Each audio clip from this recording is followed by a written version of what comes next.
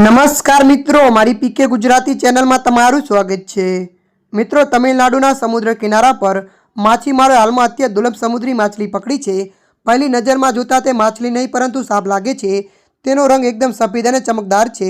સમુદ્ર કિનારે માછીમારોએ જોતા તેને નેટમાંથી બહાર કાઢી હતી। 7 જેટલા માછીમારે તેને હાથમાં પકડીને વિડીયો પણ બનાવ્યો હતો। અત્યંત દુર્લભ અને અલગ જોવા મળતી આ માછલીનું નામ ઓરફિશ છે। તેની લંબાઈ 30 ફૂટ સુધી પણ હોય છે। તેની આંખો બીજા માછલીઓ કરતાં મોટી હોય છે। ઓરફિશ માછલી મોટાભાગે ઊંડા પાણીમાં જ રહે છે। તે ધરતી પર બહુ ઓછી જોવા મળે છે।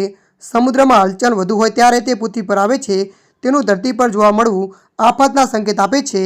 ઓસ્ટ્રેલિયા બાદ ભારતમાં ઓરફિશ માછલી જોવા મળતા લોકોના દિલની ધડકન વધી ગઈ છે।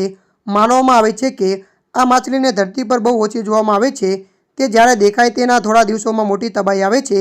તેનું પરિણામ લોકોને ભોગવવું પડે છે। તેનું સમુદ્રમાંથી બહાર નીકળવું ભૂકંપ તરફ ઇશારો કરે છે।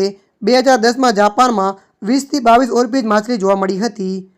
ત્યારે મિત્રો હાલ માટે આટલું। મળીશું નવી અપડેટ સાથે। જો તમને અમારો વિડીયો પસંદ આવે લાઇક, શેર અને સબસ્ક્રાઈબ કરી નાખજો। ધન્યવાદ।